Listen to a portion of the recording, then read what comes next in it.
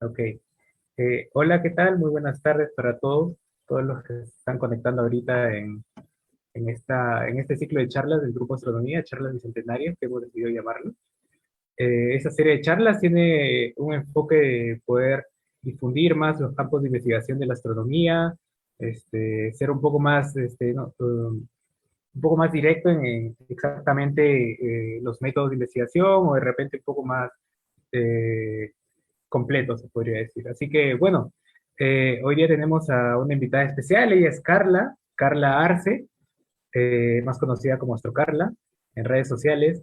Y bueno, Carla estudió física en Perú, en la Universidad Católica.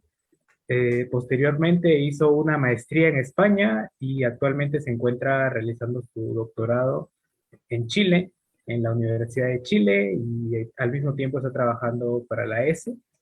Y bueno, hoy día nos va a hablar sobre el universo frío y la radioastronomía, que es básicamente su campo. Así que nada, Carla, bienvenida, muchas gracias por aceptar la invitación y adelante.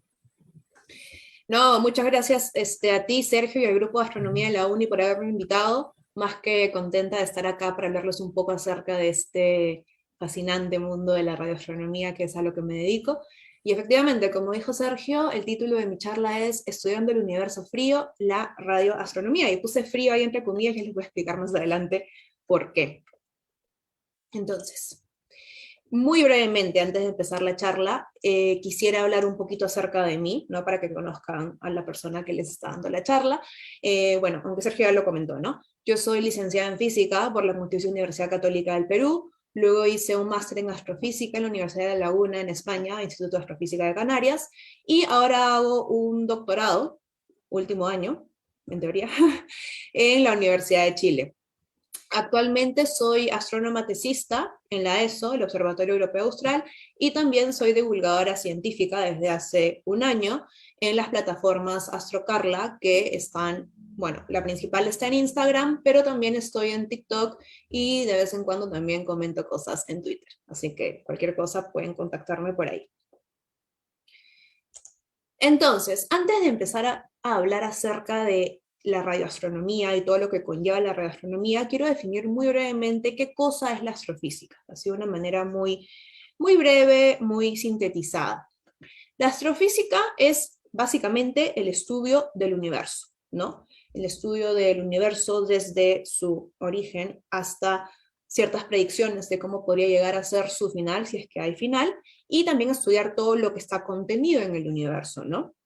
Desde planetas hasta estrellas, formaciones estelares, galaxias, que son grupos de estrellas, cúmulos, supercúmulos, ¿no? O sea, básicamente todo lo que está contenido dentro del universo observable. Ahora, es interesante mencionar también que la astrofísica es una ciencia exacta, es decir, es una ciencia que produce conocimiento sobre lo que encontramos en el universo, ¿no? Todo está basado en física, química, evidentemente matemáticas e incluso biología, ¿no? Porque ahora últimamente está muy en boga el tema de la astrobiología, ¿no? Estudiar las posibilidades de encontrar vida como la conocemos en contextos fuera del contexto terrestre, ¿no? Ahora, dentro de la astrofísica tenemos varias formas de estudiarla. Podemos estudiarla desde el ámbito teórico, ¿no? Que es utilizar la ciencia dura, de alguna manera, por llamarla de alguna manera, ¿no?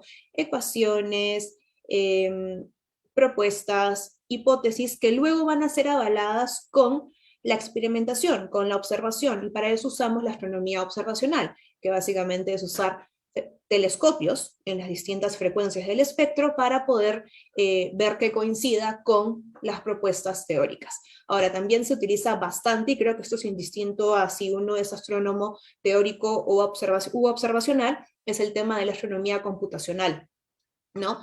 Ahora, los astrónomos computacionales igual se dedican a hacer simulaciones, ¿no? Basados en la teoría y luego se corroboran con la observación, pero aún así todos los astrónomos usamos la computadora, seamos observacionales, incluso los teóricos también, y para hacer sus cálculos, ¿no? A veces manejan sistemas de ecuaciones muy complejos, y bueno, evidentemente los computacionales, ¿no? Así que, como verán, la astrofísica tiene un montón de variantes y dentro de cada una de las ramas también hay diferentes especializaciones, no solamente en la fuente que se estudia, astrofísica estelar, de galaxias, de planetas, sino también el rango de frecuencias o longitud de onda en la que uno estudia esta fuente. Y en mi caso es el radio, que es en lo que nos enfocaremos en esta charla. Entonces, en esta charla nos vamos a enfocar en la astronomía observacional y quiero hacer un muy breve repaso de este concepto. Probablemente la gran mayoría de oyentes ya conocen este concepto, pero igual sinteticemos un poco.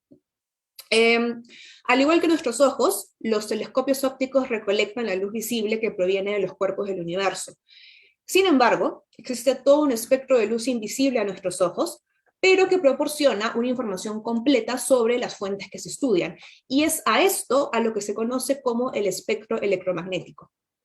Ahora, en la imagen podemos ver la pequeña región que corresponde a las ondas de luz visible, ¿no? Que es lo que he marcado acá.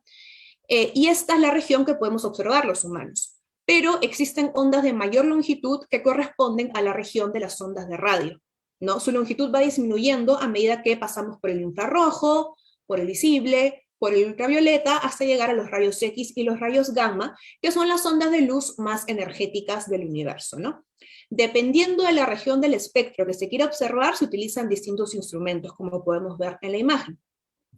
Ahora, los astrónomos nos dedicamos a estudiar y a analizar el universo y las fuentes contenidas en él, estudiando los distintos tipos de emisión electromagnética. Y para hacerlo usamos telescopios, cuyas características varían dependiendo del fenómeno que estemos estudiando.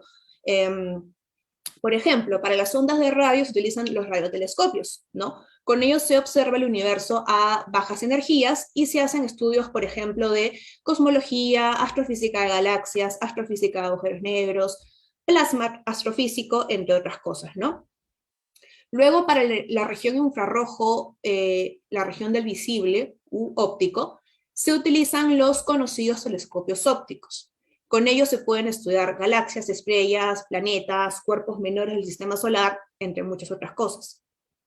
Y finalmente, en la región de rayos X y rayos gamma se utilizan telescopios destinados a estas frecuencias, ¿no? En su mayoría, estos telescopios son espaciales, debido a que nuestra atmósfera absorbe con mucha facilidad este tipo de ondas que son más energéticas, ¿no?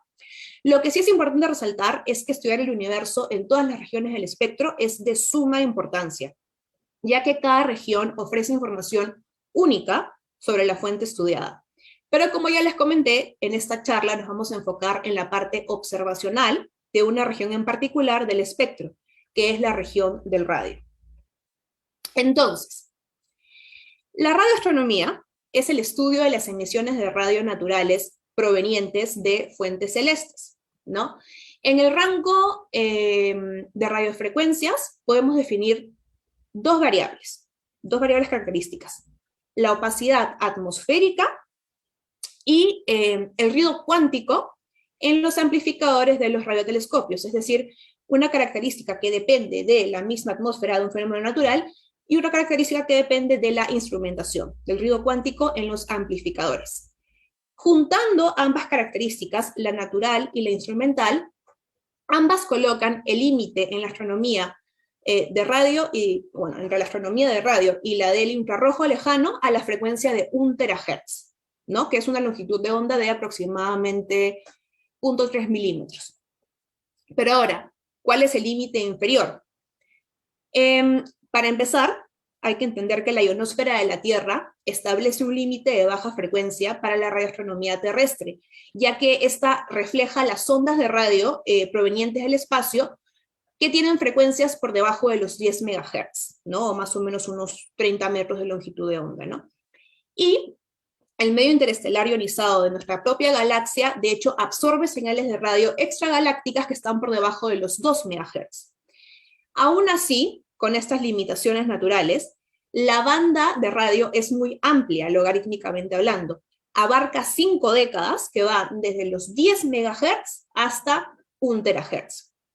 Y de hecho, la gran mayoría de fuentes celestes emite ondas de radio a algún nivel, debido a una amplia variedad de mecanismos de emisión. Son pocas las fuentes de radio astronómicas que están oscurecidas, ya que las ondas de radio pueden penetrar las nubes de polvo interestelar y ciertas capas de gas neutro, así que no es tan complicado observar en radio en la gran mayoría de contextos. Por ello, los primeros radioastrónomos, de hecho, tuvieron la oportunidad de explorar un universo distinto, ¿no? Que contiene objetos inesperados, que antes no se conocían mucho, como radiogalaxias, los cuásares, los púlsares, ¿no? Además de fuentes muy frías, entre comillas, como nubes moleculares que están en el medio interestelar, y por supuesto la famosa radiación cósmica de fondo microondas, que es, son los residuos del propio Big Bang, ¿no? Y aunque los telescopios que observan en todo el espectro nos dan información completa, sí es bueno resaltar que la radioastronomía conserva una ventaja de observación que es única. La pregunta es ¿por qué? Y esto es porque los amplificadores de los radiotelescopios tienen la capacidad de conservar la información de fase, lo que va a permitir la construcción de interferómetros sensibles, que llamamos interferómetros de síntesis de apertura. Y estos pueden obtener imágenes de fuentes complejas y lejanas con resoluciones angulares y precisiones astrométricas absolutas que pueden acercarse a los 10 a la menos 4 segundos de arco, que son resoluciones angulares muy buenas. Entonces, la otra pregunta es, ¿cómo se manejan los problemas atmosféricos para las observaciones? Para ello tenemos que hablar de las ventanas atmosféricas. Entonces, sabemos que la atmósfera de la Tierra absorbe la radiación electromagnética en la mayoría de las longitudes de onda, infrarroja, ultravioleta, rayos X y rayos gamma. Técnicamente hablando, solo es realmente eficaz observar en el óptico, infrarrojo cercano y radio, como se puede ver efectivamente en esta imagen que les he puesto en esta diapositiva. De hecho, la astronomía de observación temprana, o sea, hace bastante tiempo, se limitaba solamente a objetos visibles, ¿no? Fuentes térmicas calientes, como estrellas, cúmulos, galaxias y gas ionizado por estrellas.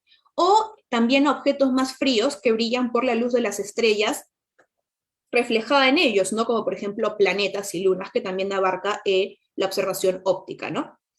Ya que lo primero que se conoció fue el espectro de cuerpo negro, los astrónomos asumieron que no habría otras fuentes de rayos celestes.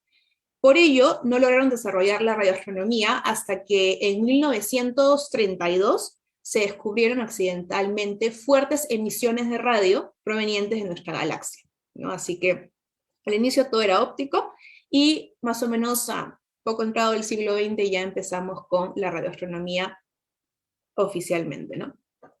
Ahora, aunque tengamos ciertas ventajas en algunas ventanas del espectro, la atmósfera no es perfectamente transparente en ninguna frecuencia de radio.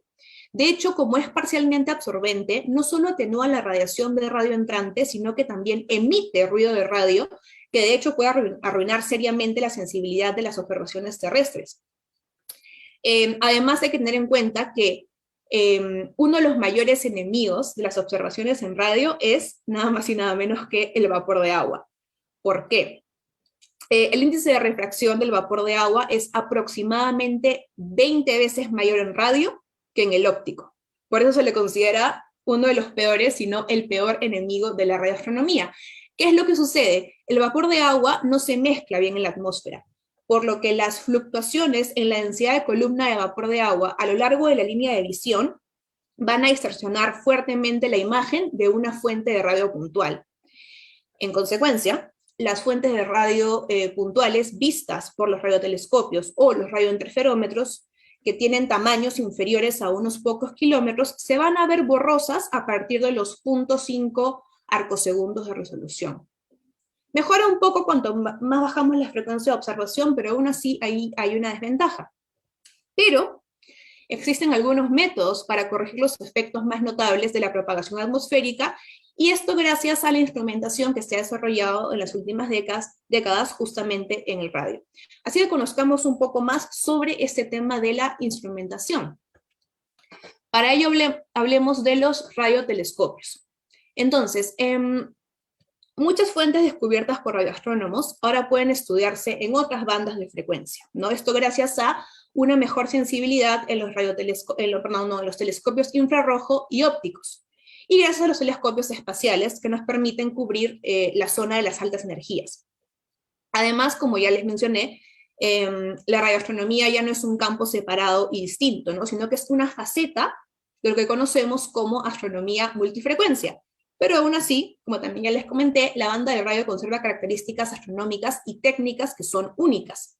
Desde observar radiación exclusiva de las frecuencias de radio y que explican fenómenos que son únicos, hasta utilizar técnicas como la interferometría, que nos permite obtener resoluciones angulares que no tienen precedentes. Así que empecemos por definir la instrumentación básica. Una antena es un dispositivo que convierte la radiación electromagnética en corrientes eléctricas o viceversa, ¿no? Según se utilice para recibir o para transmitir. Ahora, los radiotelescopios son antenas receptoras, mientras que, por ejemplo, los telescopios de radar son antenas transmisoras. Afortunadamente, la mayoría de las características de una antena transmisora, por ejemplo, como su patrón de radiación, no van a cambiar cuando esa antena se use para recibir. Por lo que cualquier análisis de una antena transmisora se puede aplicar a una antena receptora usada en radioastronomía. Ahora, las antenas útiles para radioastronomía deben tener áreas de recolección mucho más grandes que el área de recolección de, por ejemplo, una antena isotrópica, y una resolución angular mucho más alta que la que proporciona, por ejemplo, un dipolo corto, como vemos en estas imágenes. Sabemos la comparación entre los tipos de radio, antenas más que radiotelescopios, entre los tipos de antenas de radio, ¿no? Y justamente de ahí que las antenas usadas para telecomunicaciones sean distintas a las usadas para astronomía, ¿no? Debido a sus características de resolución y a su área de recolección. Por ejemplo, debido a que los arreglos de dipolos no son prácticos en longitudes de onda menores a 1 metro, más o menos, o sea, más altas frecuencias, la mayoría de radiotelescopios usan reflectores grandes para recolectar y enfocar energía en sus pequeñas antenas de alimentación, que es donde se enfoca la radiación y se envía a los receptores. La forma de un reflector, la forma más común de un reflector es un paraboloide de revolución, porque puede enfocar la onda desde la emisión de una fuente puntual que está distante hacia un solo punto focal, como vemos en esta imagen, ¿no? Imaginen que la radiación emitida por una fuente puntual que viene desde el espacio se refleja en el reflector parabólico y luego toda se concentra en un punto focal, que es acá donde estaría el alimentador del radiotelescopio. Ahora, aunque las características de un radiotelescopio pueden ser variables y complejas, porque depende mucho de el rango de frecuencias que se va a observar, depende mucho de si es un interferómetro, un single dish, como se le llama, que es solamente una única antena, ¿no? Aunque haya variaciones, podemos definir definitivamente las partes básicas de un radiotelescopio. Entonces, aquí tenemos un esquema muy sencillo. Primero tenemos la antena, que es la parte principal del radiotelescopio. Esto sería análogo a lo que sería un lente de telescopio en observaciones en el óptico. Una antena recolecta la energía en frecuencias de radio que provienen del espacio y las transforma en corriente eléctrica. Ahora, las antenas de los radiotelescopios deben tener diámetros de apertura muy grandes, y esto para lograr una buena resolución angular. Aunque, incluso así, esta resolución va a estar limitada por el límite de difracción, que como coloco ahí, se define por el cociente entre la longitud de onda y el diámetro de la antena, ¿no? Incluso los radiotelescopios de mayor precisión, por ejemplo, telescopios con pequeños errores RMS en la superficie del reflector, como por ejemplo el histórico Green Bank Telescope, incluso esos llegan a estar limitados a resoluciones o difracciones de mayores a 1 arcosegundo, ¿no? Poco complicado que bajen de esa resolución. Entonces, para intentar contrarrestar estas limitaciones, resultan muy prácticos los interferómetros, ¿no? Porque su eficacia depende principalmente de su extensión. Pero ya hablaremos de los interferómetros en breve, es un tema que me emociona muchísimo, por eso siempre lo menciono, pero ya tocaremos ese tema en las siguientes diapositivas. Pero bueno, sigamos con el esquema de un radiotelescopio. Luego de la antena tenemos el preamplificador. En general, las señales de radio provenientes del espacio suelen ser débiles, de hecho son débiles, ¿no? Y por ello debemos amplificarlas por factores de millones. De hecho, la unidad utilizada en radio, que es el Jansky, debe ser, sus unidades características son amplificadas por un factor de 10 a la 26, justamente para que no sean números tan pequeños, ¿no? Ahora, el preamplificador hace esta labor, pero eso sí, cuidando de no amplificar el ruido eléctrico aleatorio que se genera por las mismas componentes del radiotelescopio. Luego tenemos el mezclador, que se va a encargar de bajar la frecuencia de la señal del preamplificador. Esto se hace para un mejor manejo de la señal en los procesos que le siguen y para evitar interferencias de señal debido a la amplificación.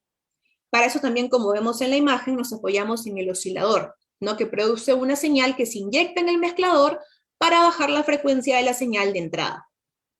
Luego tenemos el amplificador IF o de frecuencia intermedia, que amplifica la señal del mezclador y también va a filtrar una banda de frecuencia específica, ¿no? Para poder tener una banda más concreta al momento de tener las observaciones finales, una banda de frecuencias.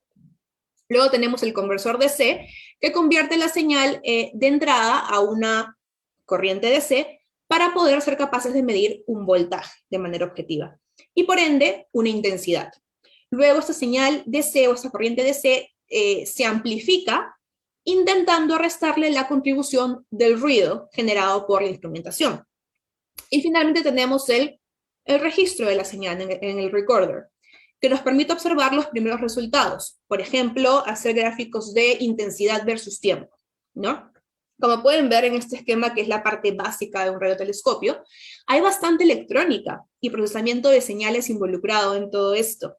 Por ello es totalmente factible que, por ejemplo, ingenieros electrónicos e incluso informáticos, por la parte de procesamiento de señales, sigan una carrera en radioastronomía. De hecho, es muy común. Yo tengo varios compañeros ingenieros que han seguido la carrera de radioastronomía en la parte de instrumentación. Es todo un arte y es muy, muy interesante. Entonces, ahora imaginemos todo este proceso que ha sido explicado para un radiotelescopio, pero transferido a todo un arreglo de radiotelescopios. Y justamente esto sucede en un interferómetro de radio, que es un arreglo de varias antenas sincronizadas. Los interferómetros en radio se usan para principalmente observar fuentes pequeñas y débiles, gracias a que logran optimizar las limitaciones de difracción.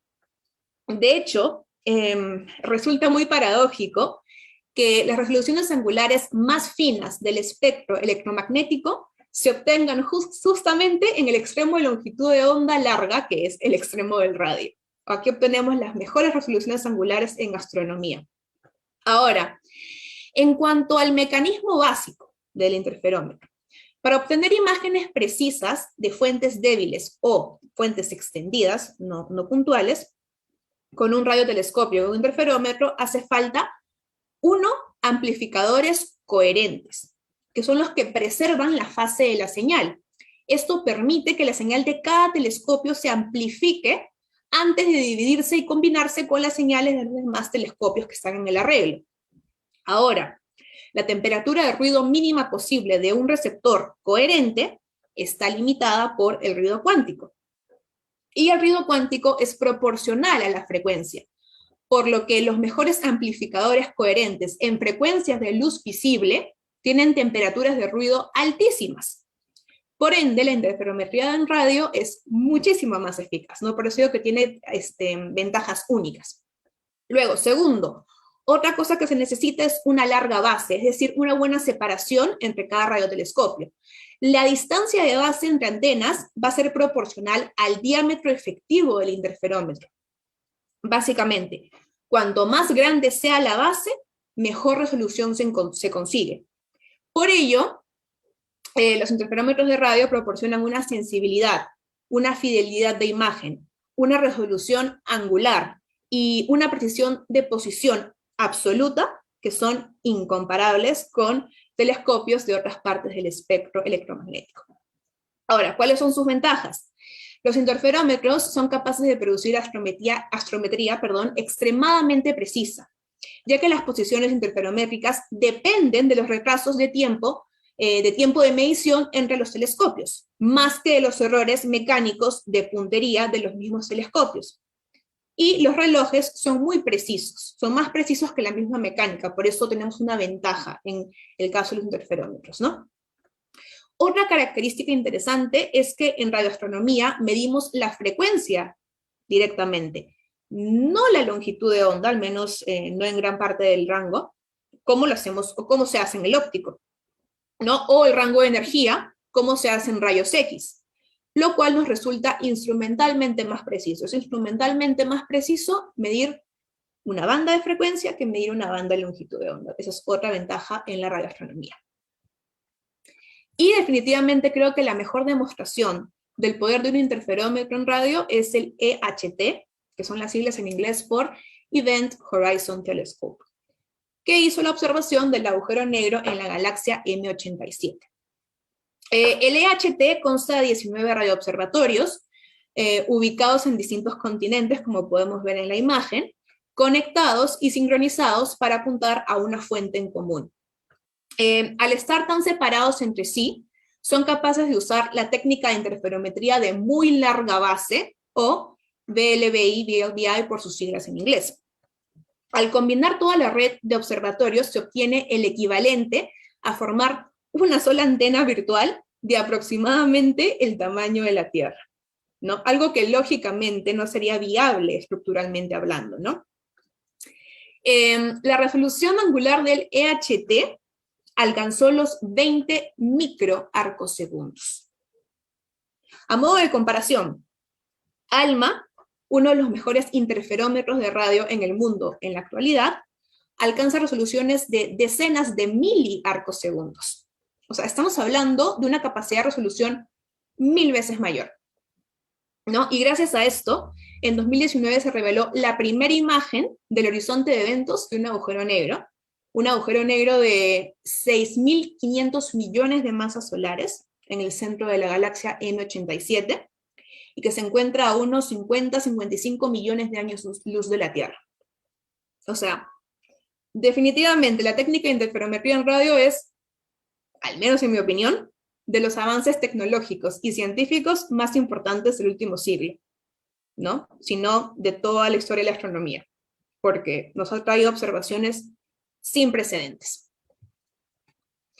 Entonces, ahora que ya conocemos los instrumentos y las técnicas de observación en radio, hablemos muy brevemente de las fuentes que podemos observar en este rango. Debido a que la ventana de radio es tan amplia, casi todos los tipos de fuentes astronómicas, mecanismos de radiación térmica y no térmica y fenómenos de propagación, pueden observarse en longitudes de onda de radio. Los principales descubrimientos de la radioastronomía incluyen radiación no térmica de nuestra galaxia, un universo, entre comillas, violento, como se le llama a veces, debido a las poderosas radiogalaxias, galaxias activas, cuásares, ¿no? Que son impulsados por agujeros negros supermasivos. Podemos observar la evolución cosmológica de estas radiogalaxias y cuásares. Podemos observar la emisión de línea espectral térmica de átomos, iones y moléculas de gas interestelar frío, o sea, básicamente el estudio del medio interestelar. La emisión continua, coherente, de estrellas y púlsares, evidentemente la muy conocida radiación cósmica de fondo de microondas del Big Bang, y pues remanentes estelares como púlsares y estrellas de neutrones, entre muchas otras fuentes y otros procesos de emisión. Ahora, ¿qué cosa caracteriza al universo en radio? Como dice el título de mi charla, el universo en radio puede ser muy frío. De hecho, el fondo cósmico de microondas domina la energía electromagnética del universo, pero su espectro de cuerpo negro es de unos 2,7 Kelvin, y se limita a las longitudes de onda de radio e infrarrojo lejano.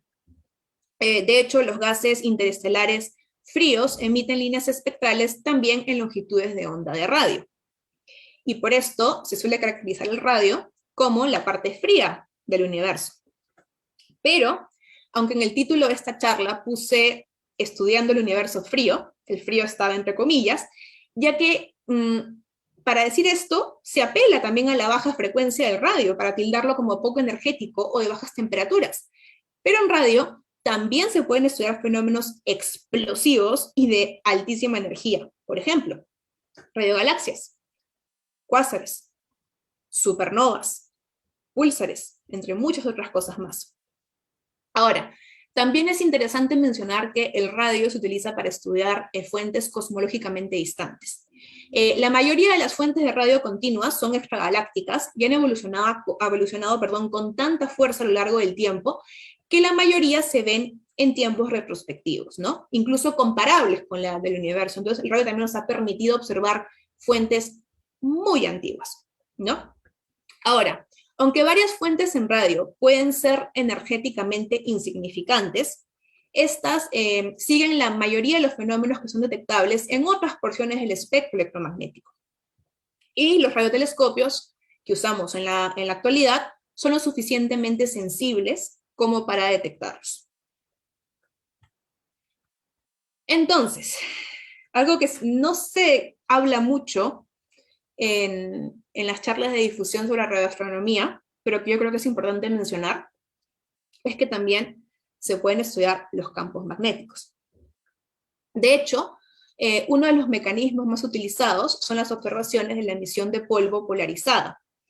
Esto se basa en un modelo que asume, como vemos en esta imagen, asume un alineamiento de los granos de polvo que están en el medio con respecto a las líneas de campo magnético que están en el entorno, por ejemplo, en el medio interestelar o en regiones de formación estelar. Este alineamiento entre los granos de polvo y las líneas de campo magnético se da debido a un campo externo de radiación. Por ejemplo, puede ser la radiación ultravioleta de una estrella ionizante. Este campo de radiación va a hacer que los granos de polvo empiecen a girar, lo cual va a permitir un alineamiento más eficiente entre el momento angular del grano de polvo y las líneas de campo magnético. De este modo, cuando los granos de polvo emitan térmicamente, esta radiación emitida estará polarizada perpendicular al campo magnético. Y de esta manera podemos inferir la morfología del campo magnético en el cielo y en consecuencia otros parámetros como por ejemplo la fuerza del campo magnético, ¿no? Esto que les he explicado es una síntesis muy breve de lo que llamamos polarimetría en radio. Y se está utilizando bastante últimamente con el interferómetro ALMA. Y, de hecho, junto a la gran capacidad de resolución de ALMA, somos capaces de estudiar campos magnéticos en zonas cada vez más puntuales, incluso en discos protoplanetarios, como lo que vemos acá. O sea, fíjense la sensibilidad de ALMA, cómo permite mapear con mayor precisión el campo magnético en comparación a un radiotelescopio, por ejemplo, single dish, ¿no? De solamente una antena. Así que definitivamente es un logro sin precedentes.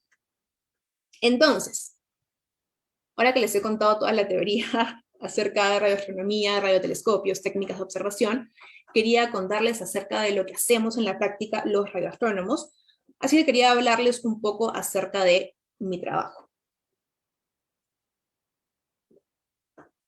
Lo que yo hago, básicamente, es estudiar procesos radiativos en radio para analizar la microfísica del polvo. Como pueden ver en la imagen de acá, esto es una distribución de energía que nos muestra las componentes de el rango de radio, las componentes de emisión. Tenemos emisión sincrotrón, libre-libre, la de polvo térmico, que son las más conocidas, pero hay un tipo de emisión que le llamamos AMI, por las siglas de Anomalous Microwave Emission, o emisión anómala en microondas, que aún está bajo investigación. Y de hecho, yo hice un trabajo con respecto a la AMI que ya les contaré en breve, espero que también es muy interesante. Y bueno, como se puede ver, corresponde al espectro del radio, a la región del radio, y a veces también al inicio no se había descubierto porque se solía confundir con la emisión del CMB, que también está por acá, y que de hecho debería ser ploteada. Así que ya les hablaré un poco más acerca de esto. Entonces, lo que yo hago es estudiar todas estas emisiones, dependiendo del proyecto de la fuente que esté estudiando, gracias a los granos de polvo. a los tipos de emisiones que se producen gracias a los granos de polvo. Así que les contaré acerca de 3 trabajos en particular que he hecho en radio y utilizando la microfísica del polvo y procesos radiactivos en radio.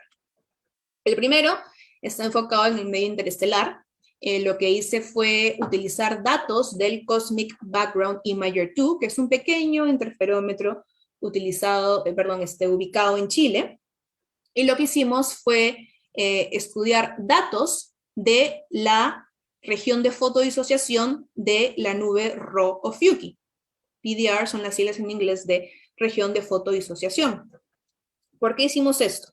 Con el CBI, el CBI, obtuvimos datos a 31 GHz, porque esta frecuencia, 31 GHz, es la frecuencia característica del AMI, como pueden ver por acá. Los picos del AMI suelen estar alrededor de los 30 GHz.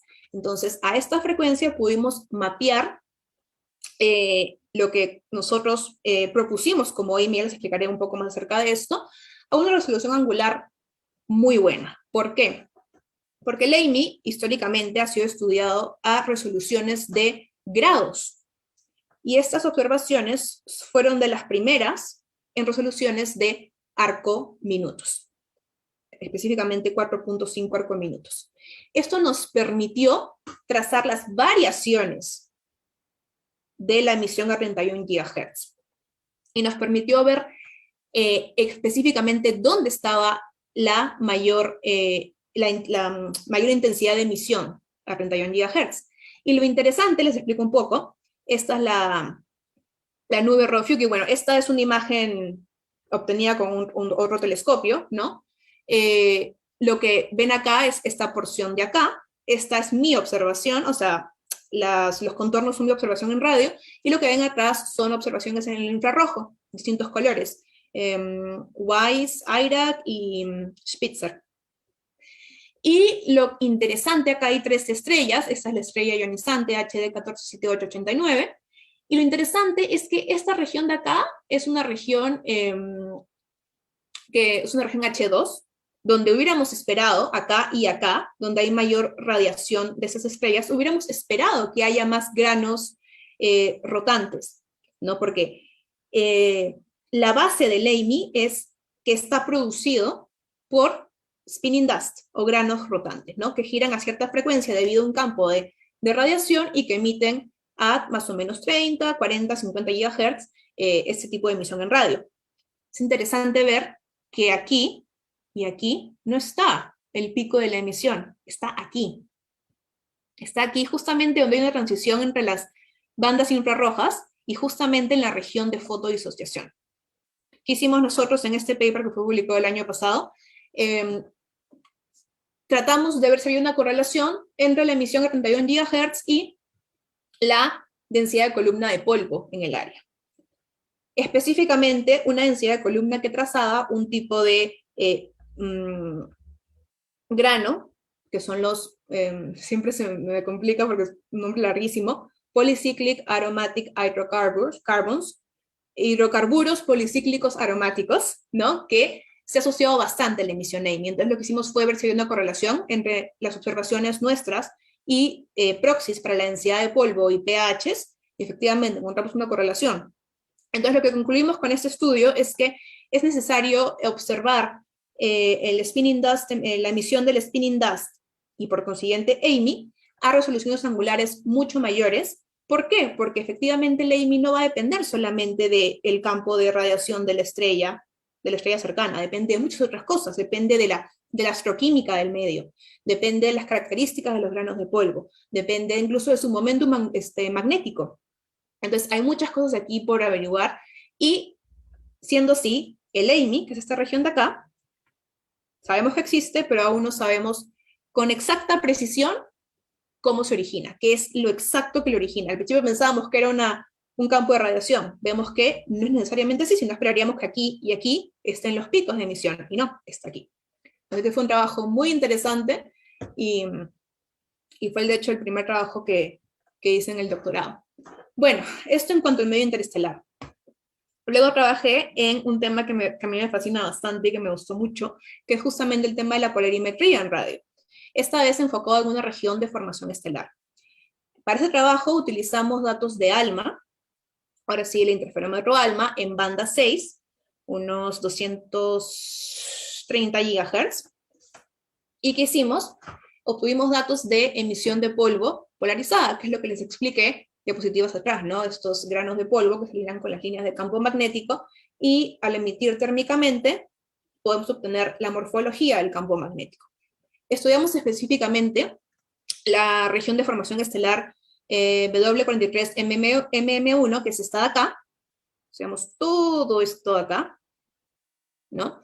Aquí están formando centenas de estrellas masivas, y lo que hicimos nosotros, de hecho aquí, este es un plot de este campo, hay muchos plots más que no he agregado aquí en la diapositiva, pero como pueden ver, la idea que les quiero mostrar acá es que lo que hicimos fue mapear el campo magnético en la zona y comparar la alineación del campo magnético con los outflows, los chorros que se desprenden de algunas estrellas masivas que están en formación, y también de la posición, la orientación de estos les llamamos cores como núcleos que están en formación. Entonces, esto nos ayudó a analizar qué rol, qué impacto tiene el campo magnético en la formación de estrellas masivas.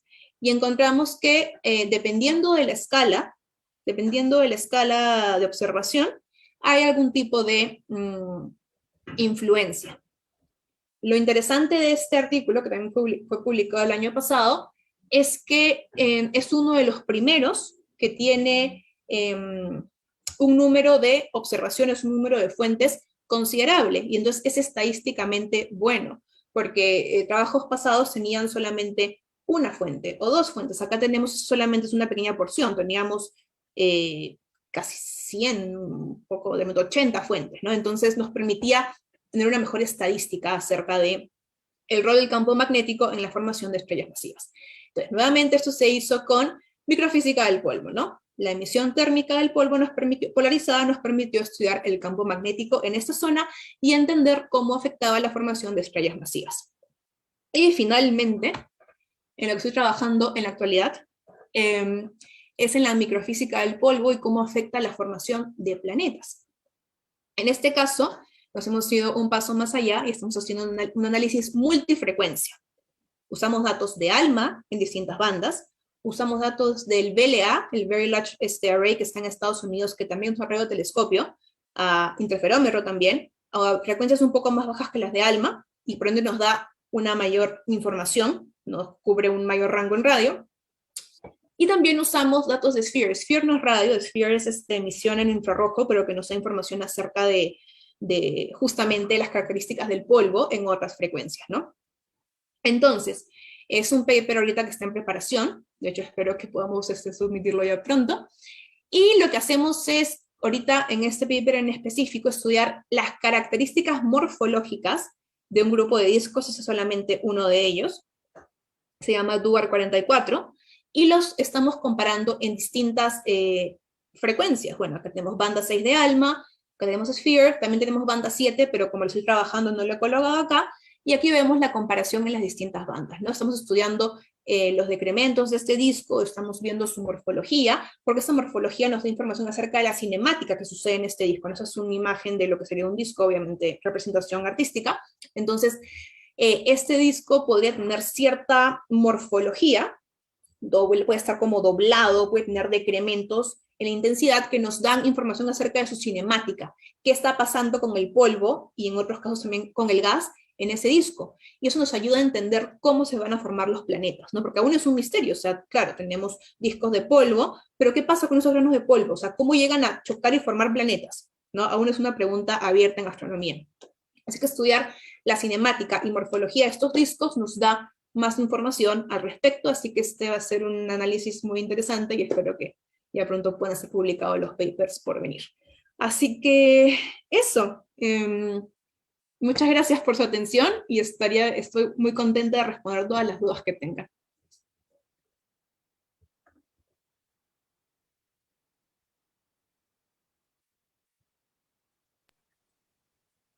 Sí, gracias Carla por la presentación, ha estado muy interesante. No sé si Diego está por ahí y me puede decir si hay alguna pregunta por el chat, algo por el estilo.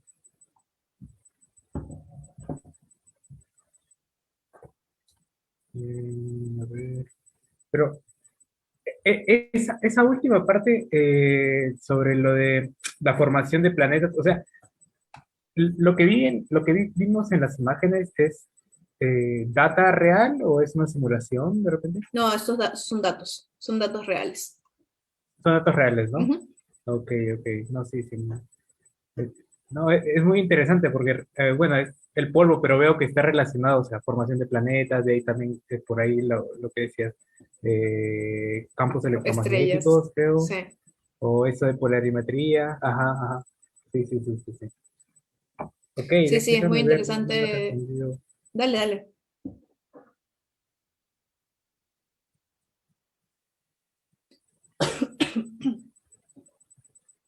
Diego, ¿estás ahí?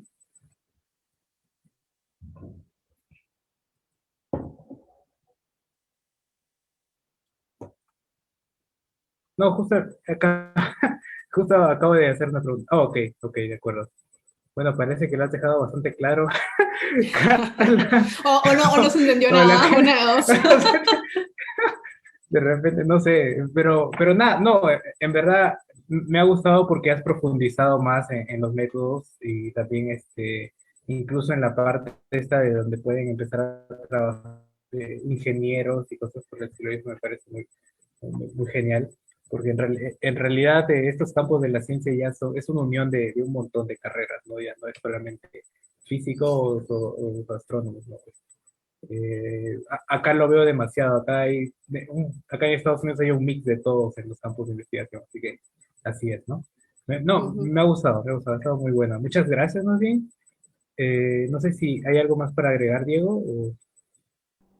Eh, yo te quería preguntar en realidad, Carla, ¿cuáles eran las expectativas en tu campo? O sea, nos has hablado de que Alma está revolucionando todo con esta cuestión de la poliremi, perdón, con la In- con el, Interferometría eh, mencionaste o algo sobre los polarimetría. campos, eso, sobre los campos, sobre cómo, por ejemplo, se obtuvo la luz polarizada del primer agujero, en la fotografía del primer agujero negro. Entonces, quizás eso está algo teniendo que ver con la radioastronomía.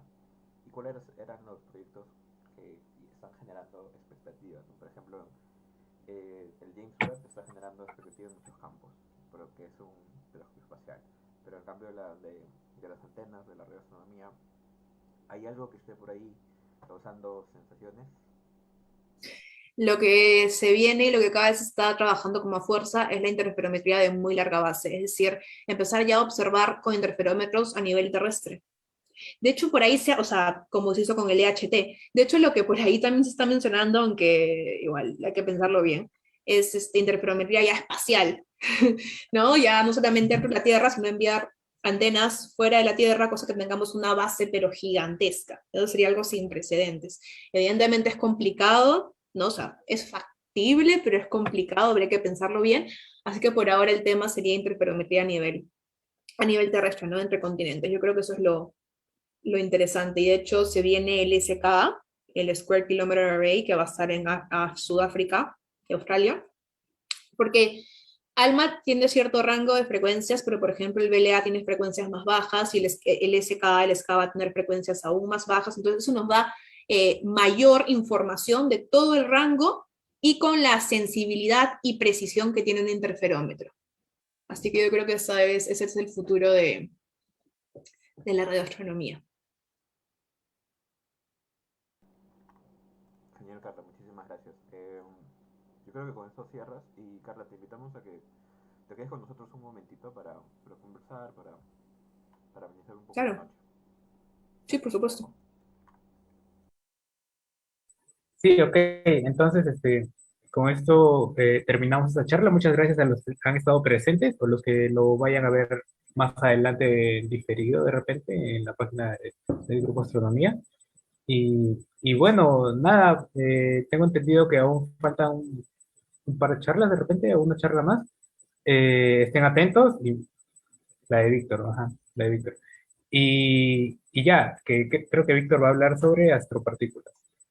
Y bueno, nada, muchas gracias y hasta la próxima. Chao, gracias.